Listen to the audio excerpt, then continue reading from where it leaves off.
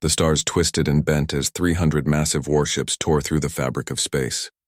Commander Vexthar stood on the bridge of his flagship watching the blue planet grow larger on the viewing screen. His 4 eyes gleamed with satisfaction. Another world. Another easy victory. Supreme Commander, his advisor Rill spoke quietly from behind. The planet is classified as restricted. Class 15 Deathworld. Perhaps we should reconsider. Vexthar made a dismissive gesture with his primary arms. Bureaucratic nonsense. Look at their technology. Chemical rockets. Metal aircraft. They barely left their own atmosphere. We have conquered 847 worlds, Rill. What can one primitive planet do to the might of the Crithian Empire? Rill said nothing more, but his concern did not fade. He had read the files. Class 15 was the second highest danger rating in the galactic database. Only Class 17 worlds were considered more lethal. But Vexthar had made his decision, and Vexthar never lost. The invasion fleet spread across Earth's orbit like a net of steel and fire. 2 million soldiers waited in the landing craft, checking weapons and armor. They had done this before. Land, overwhelm, conquer, simple, clean, efficient. On Earth's surface, Corporal Hyunwoo sat in a small guardhouse at the edge of a military base in South Korea. The night was quiet except for the sound of insects and the distant hum of machinery. He was drinking coffee, reading messages from his family when the sky turned white. At first he thought it was lightning. Then the white light split into hundreds of smaller lights, each one descending like a falling star. Hyunwoo dropped his phone and grabbed his radio. Base Command, this is Outpost 7. We have unknown objects entering atmosphere. Multiple contacts. Hundreds of them, the radio crackled. Confirmed, Outpost 7. All units to battle stations. This is not a drill. Hyunwoo's hand shook as he loaded his rifle. He had trained for war, but against other humans. Against other Koreans or perhaps foreign armies, not this. Not lights from the sky. The first landing craft hit the ground 500 meters from his position. It was massive, larger than any aircraft he had ever seen. The metal was dark and smooth, covered in symbols he did not recognize. A door opened with a hiss of pressure and they came out. They walked on 2 legs like humans, but that was where the similarity ended. They were tall, nearly 3 meters, with thin bodies covered in light armor.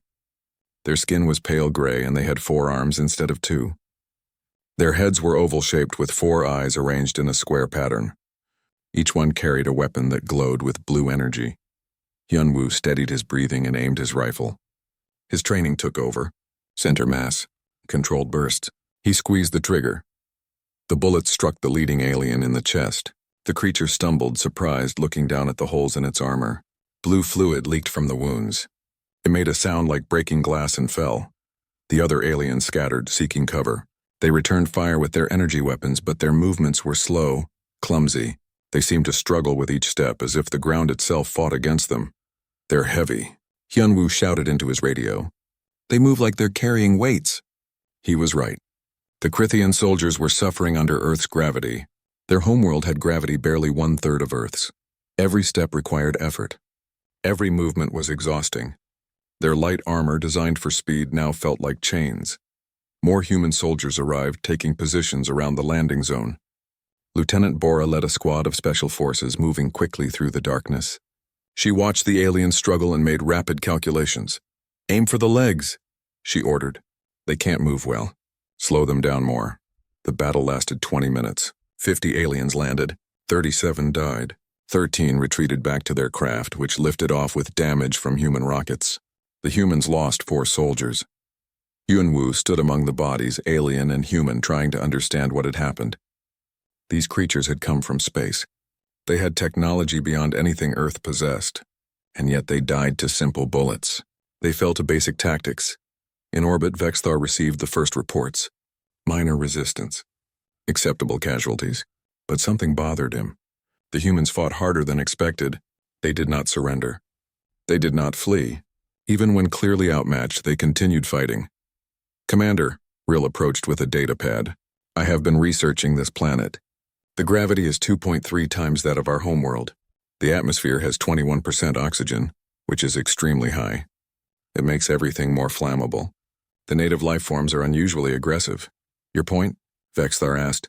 My point is that the humans evolved here, in this gravity, in this atmosphere, among these aggressive life forms. They are adapted to conditions we find hostile. Vexthar waved away the concern. Then we will adapt as well. Send down the second wave. Triple the force. We will overwhelm them with numbers. The second wave launched at dawn. 10,000 soldiers landed across multiple continents. They attacked cities and military bases expecting quick victories. They did not get them. In Seoul, aliens advanced through streets, their energy weapons cutting through vehicles and buildings. But the human soldiers did not break. They fell back, yes, but in order, covering each other, setting up new defensive positions. The aliens had never seen such coordinated resistance from primitives.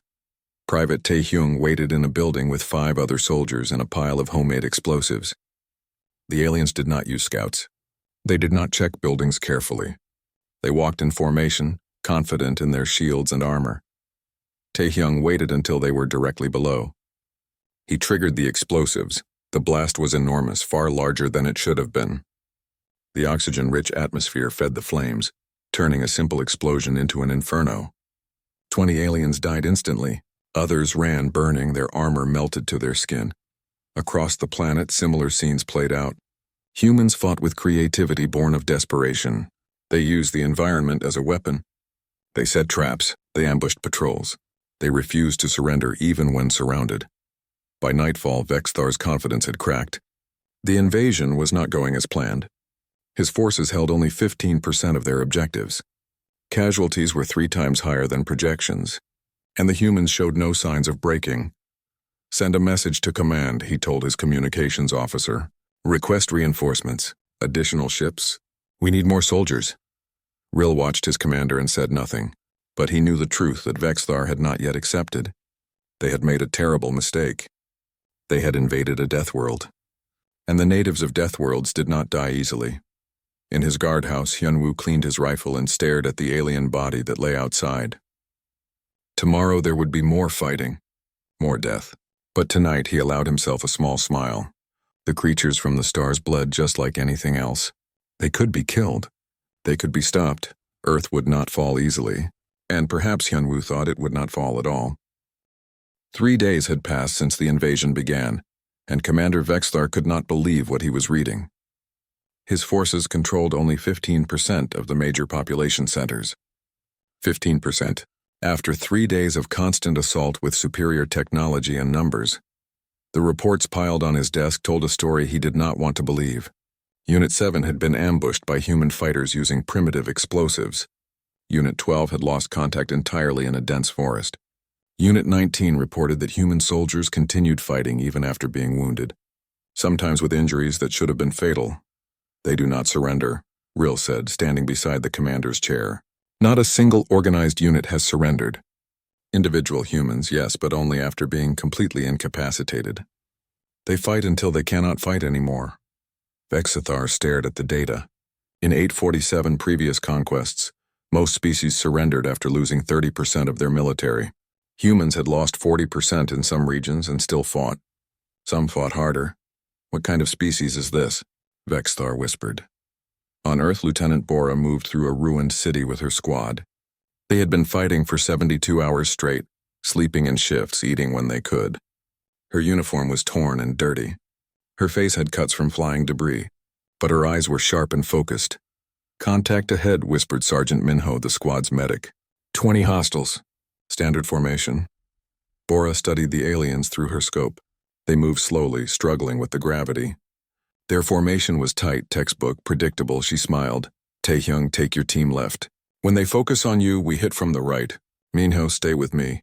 If anyone goes down, you grab them. Tae-hyung nodded and moved with 3 other soldiers into position. He was young, barely 20, but 3 days of combat had aged him. He carried a pack full of homemade explosives and a rifle taken from a dead alien. The weapon was too large for human hands, but he had figured out how to fire it. The ambush went perfectly. Tae-hyung's team opened fire, and the aliens turned to face the threat. Bora's team hit them from the side. In 90 seconds, all 20 aliens were down. Bora's squad had no casualties, but as they moved through the bodies checking for survivors, Minho noticed something. Lieutenant, look at this one. The alien soldier's armor had been opened by medics before it died. Inside, Minho saw organs that looked fragile, almost delicate. The bone structure was light, built for low gravity. The muscle tissue was thin. "They're not built for war," Minho said quietly. "Not war like this.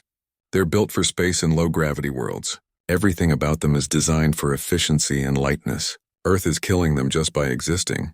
Bora understood. The aliens did not need to be shot to be defeated. Earth itself was a weapon against them. Far from the city, another Krithian patrol faced a different nightmare. They had been tracking human guerrilla fighters through a forest when the sounds began. Howling. Growing closer. "What is that noise?" the patrol leader asked. Before anyone could answer, the wolves attacked. 12 gray shapes burst from the trees, moving faster than the aliens could react. The Krithians' energy weapons fired wildly, hitting trees and dirt. The wolves were too fast, too low to the ground, too practiced at hunting. Within minutes, 6 aliens were dead. The rest fled, firing behind them in panic. The wolves did not pursue far. They had made their kill.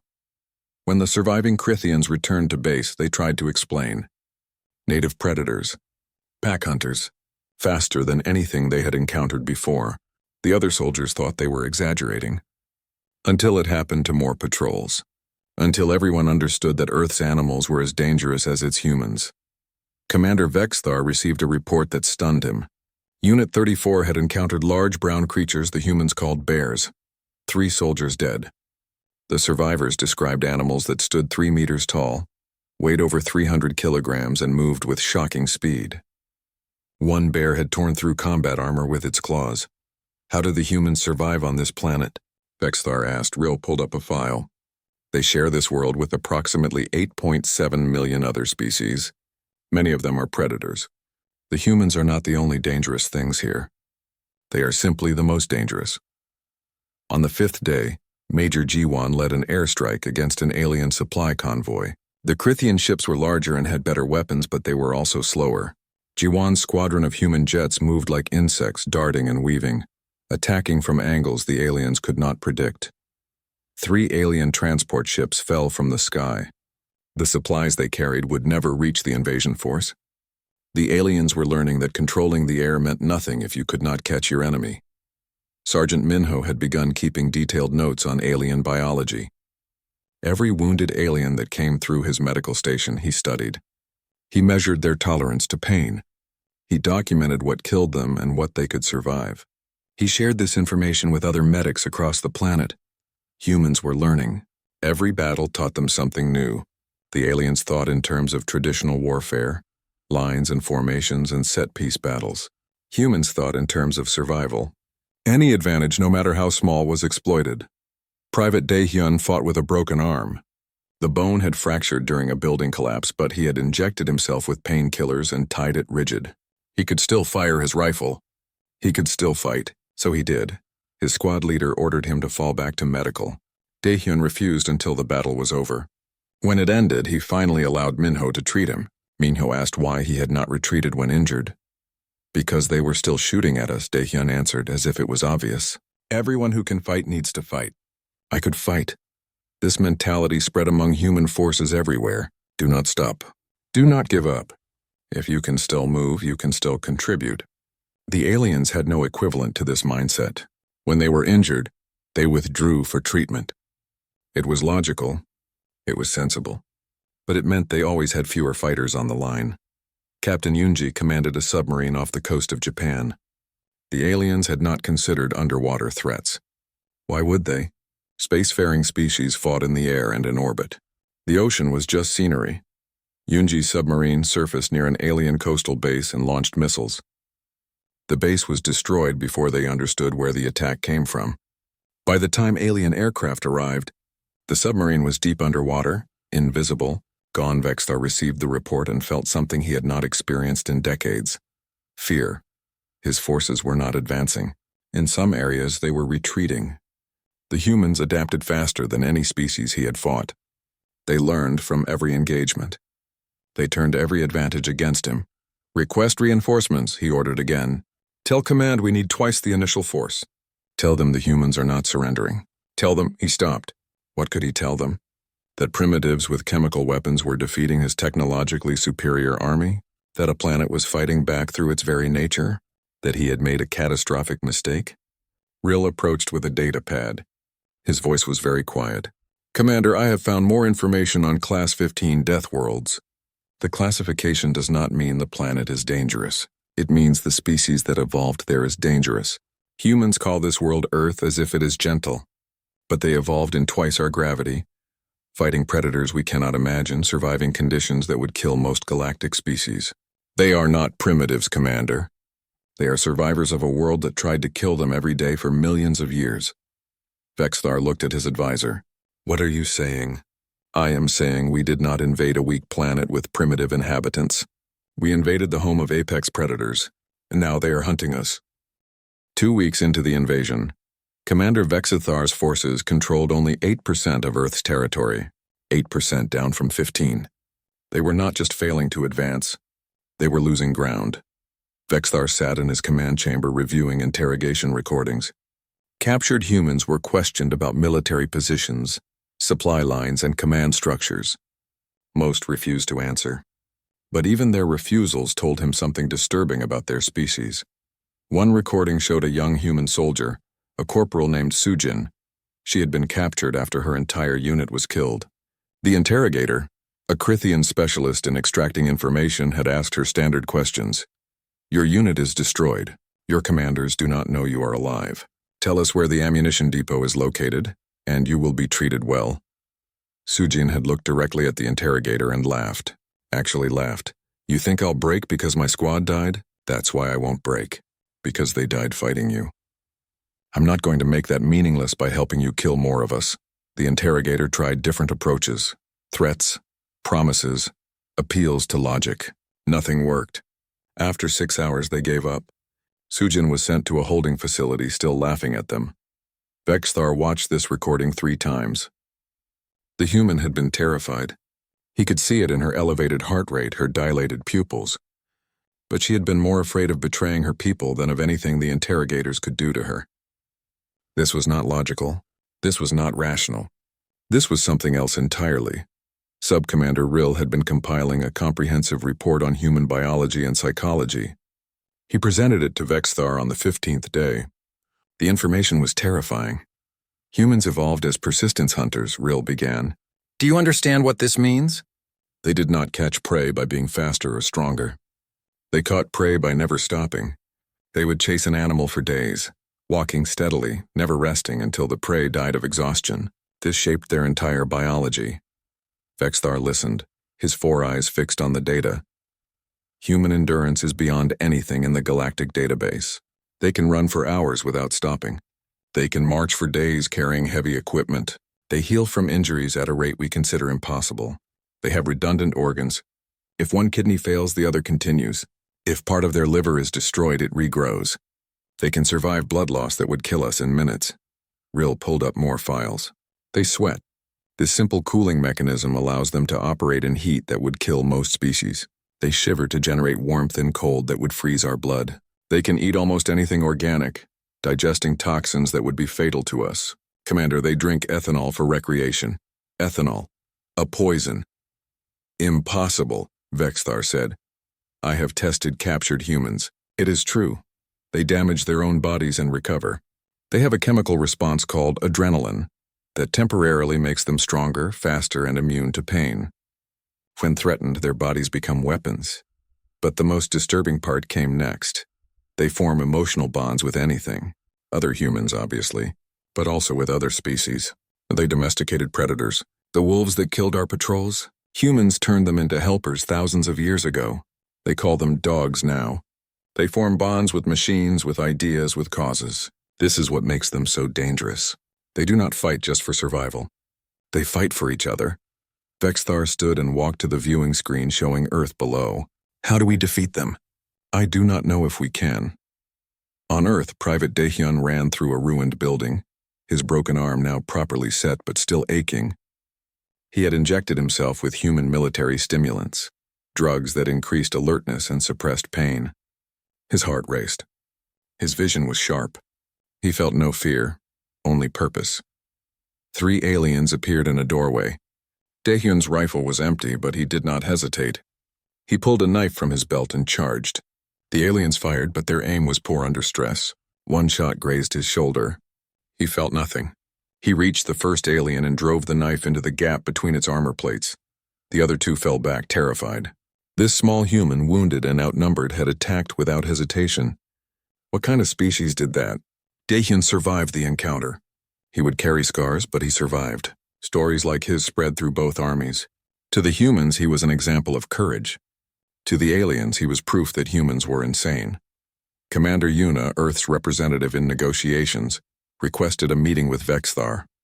He agreed, hoping to discuss surrender terms. They met via communications link, Yuna on Earth's surface, Vexthar in orbit. Yuna was a woman in her 50s dressed in a simple military uniform. She looked tired but calm. Commander Vexthar, I am authorized to offer terms for your withdrawal. Vexthar felt insulted. You offer terms? Your planet is surrounded. Your technology is centuries behind ours. You have no space fleet. You cannot win, Yuna smiled slightly. Commander, we have been fighting each other for 10,000 years. Humans have fought wars that lasted generations. We have destroyed entire cities and rebuilt them. We have fought in deserts, jungles, Arctic ice, and mountains. We have fought with rocks and sticks when we had nothing else. This is just another war to us. You are just another enemy. She pulled up historical files. Let me show you something. Yuna displayed images from human history. Battles where smaller forces defeated larger ones. Wars where occupied populations resisted for decades. Conflicts where humans fought in conditions that seemed impossible. This is Vietnam. A technologically superior force invaded. They had aircraft, advanced weapons, overwhelming firepower. The local humans fought with simple weapons and knowledge of their land. The invaders left after 20 years, defeated. This is Afghanistan. Multiple empires tried to conquer it. All failed. The humans there fought for generations. They never stopped. This is Stalingrad. 2 human armies fought in a frozen city. Millions died. Neither side surrendered. They fought until one side had nothing left. Vexthar watched in silence. We know how to suffer, Commander. We know how to endure. Your soldiers do not. They come from comfortable worlds where war is clean and quick. Earth is not clean. Earth is not quick. If you stay, we will make this planet your grave. Every city will be a fortress. Every forest will hide fighters. Every child will know how to make explosives. We will fight you for 100 years if necessary. You cannot, we can. We have done it before to each other. Imagine what we will do to invaders from the stars. Yuna leaned forward. Leave peacefully. Take your survivors and go. Or stay and learn why civilizations mark our world as forbidden. The choice is yours, but choose quickly. My people's patience is running out. The transmission ended. Vexthar sat in silence for a long time. A message arrived from Galactic Command. Vexthar opened it with shaking hands. Commander Vexthar, you have engaged a Class 15 Deathworld in violation of galactic law. Class 15 designation indicates species of extreme danger. Humans are apex predators of their environment. Their psychological profile indicates they do not recognize defeat as a concept. Casualties are irrelevant to them if the cause is considered important. Evacuate immediately. This is not a request. This is an order. Vexthar read the message twice. Then he looked at Rill. How many have we lost? 60% of the invasion force, dead or too injured to fight. And the humans? They have lost millions, but they have billions more. And Commander, they are getting better at killing us. Every day they learn. Every day they adapt. Captain Yoonji's submarine struck again, this time destroying 3 supply ships. Major Ji-won's air squadron had grown, incorporating captured alien technology into human aircraft. Sergeant Minho's medical reports had spread across the entire human military, teaching everyone the aliens' weaknesses. The humans were learning faster than the Krithians could adapt, and they were teaching each other. Vexthar finally understood his mistake. He had thought the humans were prey because they were primitive. But primitive did not mean weak. Humans had survived on a world that constantly tried to kill them. They had become the planet's apex predator not through technology, but through sheer refusal to die. Prepare evacuation protocols, he ordered. Commander? Rill looked surprised. You heard me. Begin planning withdrawal. If Command orders it, I will comply. But even as he gave the order, Vexthar knew it was too late. The humans would not let them leave peacefully. They wanted revenge.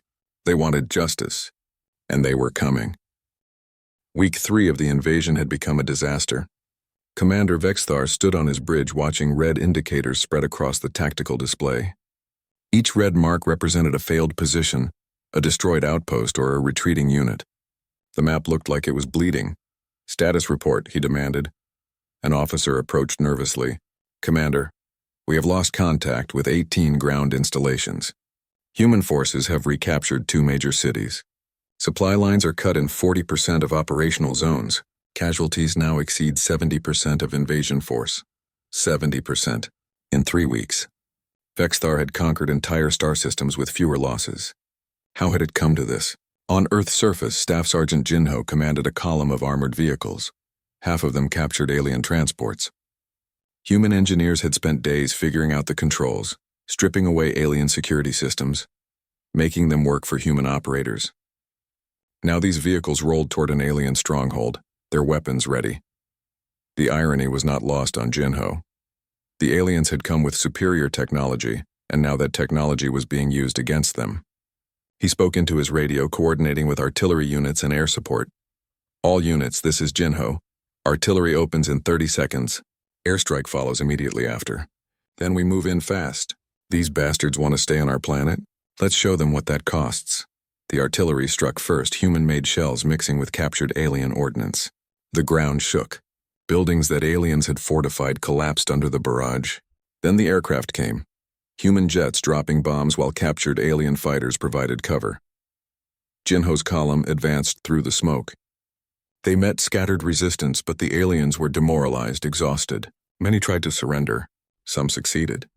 Others fought until they fell. Within 4 hours, the stronghold was captured. Another red mark turned blue on the tactical maps. This scene repeated across Earth. Humans had unified in a way they never had before. Old conflicts were set aside.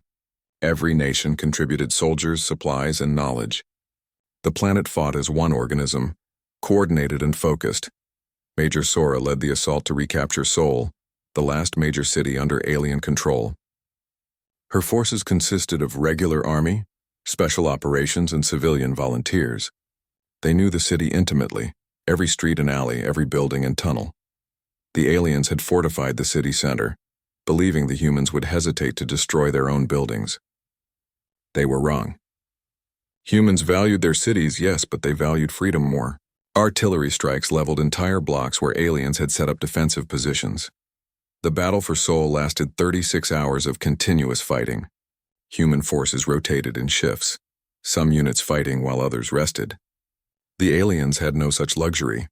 Their numbers were too few, and they could not maintain combat effectiveness in Earth's gravity for extended periods.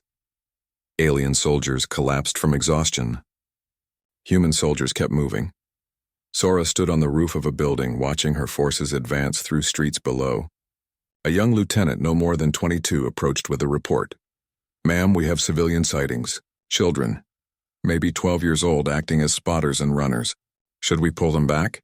Sora felt a complex mix of emotions. Pride that even the young ones fought for their world. Sadness that they had to. Determination that after this war, children would never need to fight again. "No," she said. "They know the risks, and we need every advantage. But make sure they stay in safe zones as much as possible." This was the reality of total war. Everyone contributed what they could. The elderly helped with logistics. Teenagers ran messages through areas too dangerous for radio. Scientists worked day and night developing countermeasures to alien technology. Doctors treated wounded around the clock. Earth had become a single war machine, and the aliens were caught in its gears. Sub-Commander Rill had been researching restricted archives, using codes he was not supposed to have. What he found confirmed his worst fears and more. Class 15 Deathworlds were not just dangerous environments. They were crucibles that forged species into existential threats. Humans were not on the galactic stage yet, because the galaxy had been deliberately avoiding contact with them. They were being watched, studied, contained. The invasion violated not just military protocol, but fundamental galactic law designed specifically to prevent this exact scenario. Humans were considered an extinction-level threat if they achieved spaceflight, while still unified by conflict. And Vexithar had given them that unification. Rill brought this information to the commander, laying out everything he had found. "Do you understand what you have done?" Rill asked, his voice shaking with emotion. Humans were divided. They fought each other. They were centuries away from unified space exploration, but you attacked them. You gave them a common enemy. You accelerated their technological development by exposing them to our systems, and you proved to them that they can win against superior forces. Vexthar said nothing. When this is over, whether we win or lose, humans will reach for the stars, and they will remember that the first aliens they met tried to conquer them. You have created the very nightmare scenario the Galactic Council feared. Before Vexthar could respond, alarm sounded. The tactical display showed new contacts. Human vessels, dozens of them, rising from Earth's surface. They were not military ships. They were converted civilian craft, cargo haulers and transport vessels fitted with weapons. They were crude, barely functional for space combat, but there were many of them, and they were rising toward the Crithian fleet. A transmission came through. A human voice speaking in broken but understandable galactic standard. Alien fleet, this is Earth Defense Force. You have two choices. Land your forces and face us on the ground, or we come up there. Either way, you fight us now. Either way, you lose. Vexithar stared at the display. 3 weeks ago, humans had no space fleet. Now they had improvised one. How? How did they adapt so fast? The answer was simple. Desperation and determination. Human engineers had studied every piece of captured alien technology. They had learned, adapted, and built. Not elegant solutions, not efficient systems, but functional ones. Good enough to fight. The human ships approached in a chaotic swarm, ignoring formation, ignoring tactics. But there were too many to target efficiently. The Crithian fleet opened fire, destroying several human vessels, but the others kept coming. Technician Sunwoo sat in a bunker on Earth's surface, his fingers moving across a keyboard at incredible speed. He had been working for days without sleep, fueled by stimulants and determination. He had one job: penetrate the alien network, and he had succeeded. Sunwoo had backdoors into 17 Crithian systems. He could not control their ships, but he could disrupt them. He could delay weapons firing. He could scramble targeting data. He could make their technology work against them. When Vexthar ordered orbital bombardment of Earth cities, nothing happened. The targeting computers refused to lock onto surface coordinates. Error messages scrolled across displays. Someone had corrupted the entire weapons grid. Who did this? Vexthar demanded. An officer checked the logs. Unknown, Commander. The intrusion came from somewhere on the planet's surface. We cannot isolate it. Vexthar felt a cold realization. The humans had infiltrated his systems. They had been inside his network for days, maybe weeks, learning and waiting for this exact moment. On the ground, the last alien fortifications were falling. General Minjae coordinated the final assaults from a command post that had once been a school. His staff worked around him, processing reports from every front. Admiral Kyungho reports the space battle is in progress, an aide said. Human losses are high, but the alien fleet cannot maneuver effectively. Something is wrong with their systems, Minji smiled. He knew Sunwoo was out there somewhere doing his work. The kid had been a computer security specialist before the war. Now he was possibly the most valuable soldier on the planet. Push harder, Minjae ordered. Coordinate all remaining forces. I want every alien position hit simultaneously. No rest, no mercy. And this. Corporal Youngji led a boarding party onto a Crithian capital ship. They had launched from a human transport, crossed empty space in modified pressure suits, and cut through the hull with tools that were never designed for this purpose. The corridors of the alien ship were too large for humans, the gravity too light. They floated more than walked, but they adapted. They always adapted. Youngji's team fought through surprised alien crew moving toward the reactor. If they could disable it, the ship would be dead in space. But alarms were sounding. Reinforcements were coming. Go, Youngji shouted to her team. Get to the reactor! Her team ran. She stayed behind, holding the corridor against approaching aliens. She fired until her weapon was empty, then switched to a captured alien rifle. She fired that until it overheated. She drew her sidearm. The aliens kept coming. There were too many. Youngji pulled a grenade from her belt, the last one. She looked at it, then at the approaching enemies. She thought of her family. Her friends. Her planet for Earth, she whispered. The explosion tore through the corridor, killing Youngji and 17 aliens. But it gave her team the time they needed. They reached the reactor. They set their charges. They escaped just before the ship's power died. Vexthar watched another of High Week 4. The Crithian invasion fleet hung in orbit around Earth like a dying animal, surrounded by improvised human vessels. On the planet's surface, the last alien strongholds burned under coordinated human assault. Commander Vexthar faced a reality he had never imagined: total defeat. His bridge crew worked frantically, trying to restore systems that technician Sunwoo had compromised. Targeting computers refused commands. Navigation systems provided false data. Communications were unreliable. The humans had turned the Crithians' own technology into a prison. Sub-Commander Rill stood beside Vexthar, watching the tactical display. "Commander, we must surrender. The battle is lost. Our soldiers are dying for nothing." "No," Vexthar said. "I will not surrender to primitives. I will not shame the Empire. The Empire has already ordered withdrawal. You are acting against direct commands. This is no longer about victory. This is about saving lives." Vexthar turned on Rill with fury. "You dare question me?" "I question your judgment. You led us into this disaster. You ignored warnings. You refused to adapt. And now 87% of our force is dead because of your pride." Guards moved toward Rill, but before they could reach him, alarms sounded. Human boarding parties had breached the hull in multiple locations. They were inside the flagship. Private Hunnell moved through the alien ship's corridors with 11 other humans. They wore pressure suits modified from equipment found on Earth's space stations, patched together with salvaged alien materials. The gravity was almost nothing, and they pulled themselves along using handholds. They had trained for zero-gravity combat during the past week, learning from captured alien manuals and experimentation. It was not perfect, but it worked. The aliens never expected humans to master space combat so quickly. Hunnell's team encountered resistance at every junction. Alien security forces tried to stop them, but the humans had adapted to the environment. They used the low gravity to their advantage, launching themselves from walls and ceilings, attacking from unexpected angles. "Reactor room ahead," Hunnell said into her radio. "We're going in." The reactor room was massive, filled with technology that hummed with power. Hunnell's team set explosive charges at key points, working from technical documents that human scientists had decoded. They had studied alien engineering for weeks, learning how to break it. An alarm sounded. More guards were coming. The team split, half staying to finish planting charges, half holding the entrance.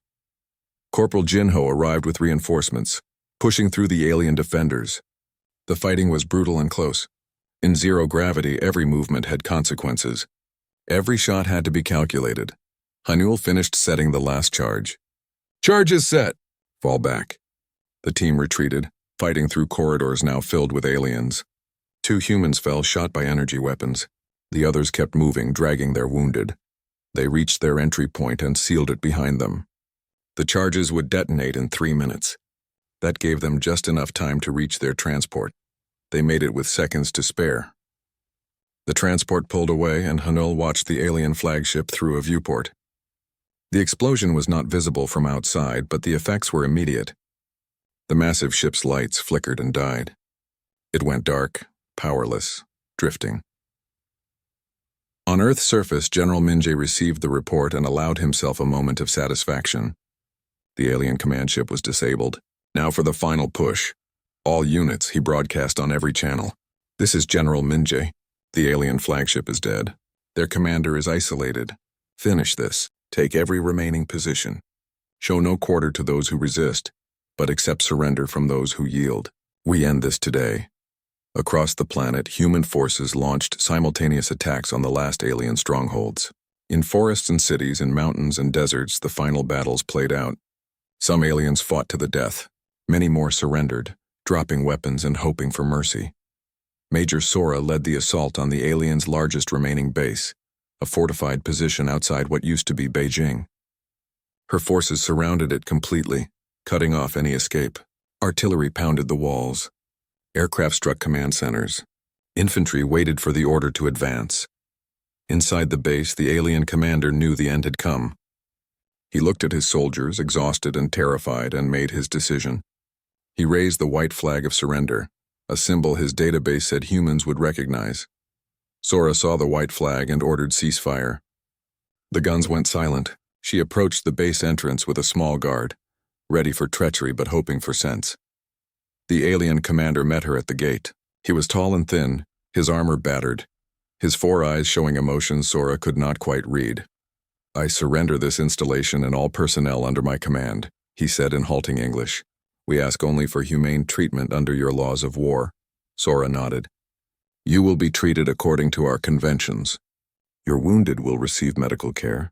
You will be given food and water. You will not be tortured or executed, but you will remain prisoners until this war is completely ended." "That is acceptable," the alien said. "We have lost. We understand this now." In orbit, Vexthar watched his empire crumble. Ship after ship went dark or surrendered. Ground forces stopped responding. The invasion had not just failed. It had been utterly destroyed. A transmission came through from the human fleet. General Minje's face appeared on the screen. "Commander Vexthar, your forces on the ground have surrendered. Your fleet is disabled. You have one choice remaining. Surrender your flagship and yourself, or we will board and take it by force. You have 10 minutes to decide." Vexithar looked around his bridge. Officers avoided his gaze. Systems sparked and failed. Outside, human ships waited like predators around wounded prey. Rill spoke quietly. "Commander, please. No more death. We lost because we underestimated them. We lost because we were arrogant. Accept it. Surrender." Vexithar felt something inside him break. Not his body, but his certainty. His belief in Crithian superiority. His conviction that primitives could not defeat advanced civilizations. "How?" he whispered. "How can you be so savage in war and so merciful in victory?" Minje heard the question through the open channel. He considered his answer carefully. "We are not savages, Commander. We are survivors. Our planet tried to kill us every day for millions of years. We learned to fight like demons when necessary. But we also learned that mercy is strength, not weakness. We fight to protect what we love, not because we enjoy killing. That is the difference between survivors and savages." Vexithar stood slowly. He walked to the communications console and opened a channel to all remaining Crithian forces. "This is Supreme Commander Vexthar. I hereby order all Crithian military personnel to cease hostilities and surrender to human forces. The invasion is over. We have lost. Surrender and live. That is an order." He turned to Minje's image. "I surrender my ship and all personnel aboard. We will comply with your terms." The war ended not with a final battle, but with silence.